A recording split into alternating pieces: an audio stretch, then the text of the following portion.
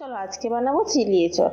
আজকে চিকেন ছাড়াই চিলি এঁচড় কিভাবে বানাবো সেটাই তোমাদের সাথে শেয়ার করছি। তো ভিডিওটি প্রথম থেকে শেষ পর্যন্ত দেখতে থাকো। আর আমার এই ভিডিওগুলি ভালো লাগলে অবশ্যই লাইক, শেয়ার ও সাবস্ক্রাইব করতে কিন্তু ভুলবে না। আজকে আর চিলি এঁচড় বানাতে আমাদের কোনো চিকেনই লাগবে না, শুধুমাত্র এঁচড় দিয়ে আমরা আজকে চিলি এঁচড় বানাবো। আর এর স্বাদ কিন্তু সত্যিই দুর্দান্ত, একবার বানালে তোমরা বারবার বানাবে। তো চিলি এঁচড় বানানোর জন্য একটা ক্যাপসিকামকে আমি চারকোনা করে কেটে নিয়েছি, মানে একটা ক্যাপসিকামকে অর্ধেক করে আবার ছোট ছোট করে চার অর্ধেক করে কেটে নিয়েছি। আর একটা টমেটোকেও ওই একইভাবে কেটেছি। তারপর দুটো পেঁয়াজ, বড় সাইজের পেঁয়াজকে আমি ছোট ছোট করে কেটে নিয়েছি। তারপরে দুটো কাঁচা লঙ্কা, একটু আদা কুচিয়ে নিয়েছি, একটু রসুন কুচিয়ে নিয়েছি।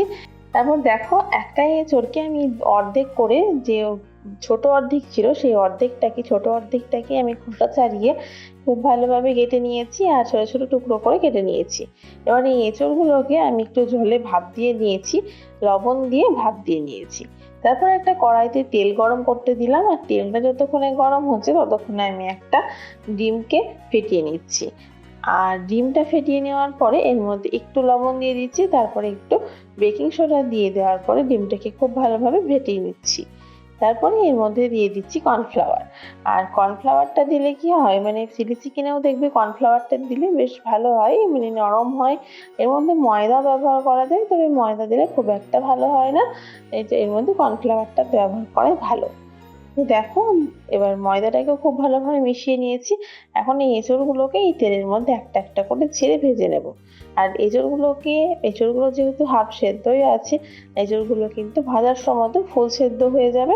তো রান্না করার সময় আমাদের খুব বেশি সময় ধরে রাখার কোনো দরকার নেই। তো দেখো আমি সব এঁচড়গুলোই একটা একটা করে তেলের মধ্যে দিয়ে দিচ্ছি, আর এগুলোকে উল্টে পাল্টে ভেজে নেব।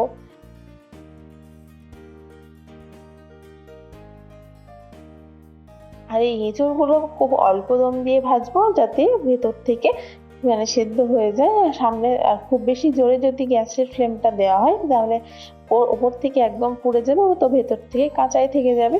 তো তার জন্য আমি হালকা দমে এগুলোকে উল্টে পাল্টে ভেজে নেব।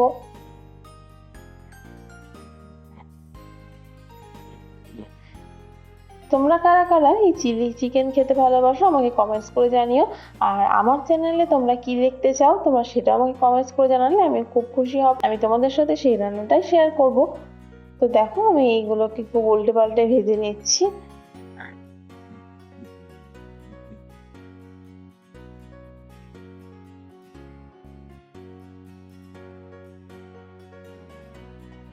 এই রান্নাটা এতটাই সহজ যে বাড়িতে চিকেন না থাকলেও এঁচড় দিয়েই করা যায়। আমার বাড়িতে ডিম থাকলে এই ডিমে মানে এঁচড়ের বদলে ডিম দিয়ে একই পদ্ধতিতে সেটাও করা যাবে। তো শুধুমাত্র ডিমটা, এঁচড়টার বদলে ডিম থাকবে, তো তখনও কিন্তু বেশ ভালো লাগবে। তো সেটা চিলি এঁচড় না, সেটা হবে চিলি এগ। তো যাই হোক, আমি তোমাদের সাথে এই রান্নাটাও একদিন শেয়ার করব। তো দেখো আমাদের কিন্তু এই এঁচড়গুলো ভাজা হয়ে গিয়েছে।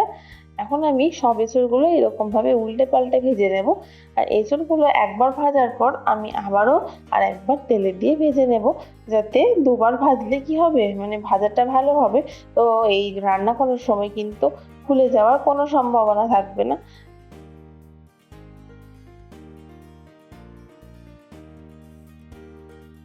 তো কড়াইয়ের মধ্যে আমি কিছুটা সর্ষের তেল দিয়ে দিচ্ছি।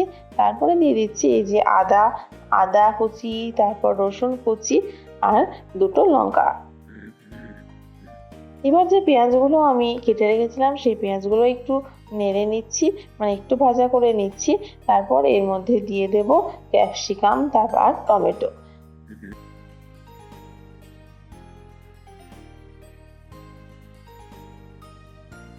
পেঁয়াজ দেওয়ার সঙ্গে সঙ্গে যদি ক্যাপসিকাম তারপর টমেটো দেওয়া হয় তাহলে কিন্তু পেঁয়াজটা ভাজা হবে না। তো আর ক্যাপসিকাম ভাজতে খুব বেশি সময় লাগে না, ক্যাপসিকাম খুব তাড়াতাড়ি গলে যায়। তো দেখো ক্যাপসিকামটা আর টমেটোটা আমি দিয়ে দিয়েছি। এবার খুব ভালোভাবে এটাকে ভেজে নেব, মানে ক্যাপসিকাম, টমেটো আর পেঁয়াজটাকে এই তিনটে উপকরণই খুব ভালোভাবে ভেজে নেব। তো দেখো আমার ভাজা প্রায় হয়ে এসেছে, পেঁয়াজগুলো বেশ নরম হয়ে গিয়েছে, ক্যাপসিকামগুলো বেশ নরম হয়ে গেছে, দেখে বুঝতেই পারবে। তো ভাজা হয়ে গিয়েছে। এখন এর মধ্যে আমি 2 চামচ পরিমাণে কাশ্মীরি লঙ্কার গুঁড়ো দিয়ে আবারও ভালোভাবে কষিয়ে নিচ্ছি।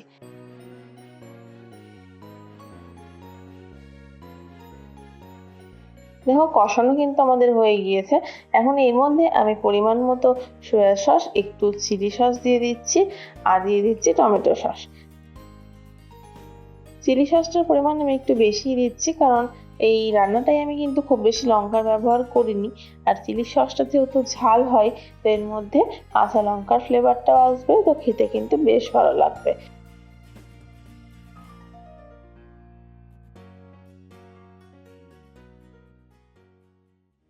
আর এর মধ্যে জল দিয়ে দিচ্ছি।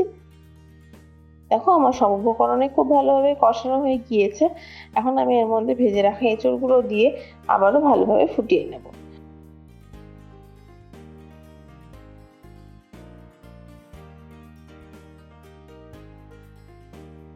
আর এই এঁচড়গুলো দেওয়ার পরে আমি এর মধ্যে একটা বাটিতে একটু কর্নফ্লাওয়ার, একটু জল দিয়ে গুলে রেখেছিলাম, সেটাই আমি এর মধ্যে দিয়ে দিচ্ছি। তাহলে কি হবে, একদম এর যে থিকনেসটা চলে আসবে, গাঢ়ত্ব ভাবটা আসবে। তো এটা কিন্তু ঝোল থাকবে না, একদম চিলি চিকেনের মতো কিন্তু হয়ে যাবে আমাদের চিলি এঁচড়।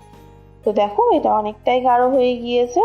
এখন আর বেশিক্ষণ আমি ফোটাবো না, যেহেতু এঁচড়টা সেদ্ধ হয়ে থাকায় আবার ভাজতে ভাজতে সেদ্ধ হয়ে গিয়েছে। এখন বেশিক্ষণ ধরে ফোটালে কি হবে, একদম ভেঙে যাবে, তো তখন কিন্তু খেতে ভালো লাগবে না। আর তোমরাও কি রান্না হচ্ছে সেটাও কিন্তু তোমরা বুঝতে পারবে না। তো এরকম ভাবে তোমরাও অন্তত পক্ষে একবার বানিয়ে দেখো, আর বানানোর পর কেমন হয়েছিল অবশ্যই জানাতে কিন্তু ভুলবে না। আর ভিডিওটি ভালো লাগলে অবশ্যই সাবস্ক্রাইব করে আমার পাশে থেকো। আর যারা ফেসবুক থেকে দেখছো তারা অবশ্যই এই পেজটিকে ফলো করে দিও, আর ইউটিউব থেকে দেখলে চ্যানেলটিকে অবশ্যই সাবস্ক্রাইব করে দিও। তো আজকের মতো টাটা।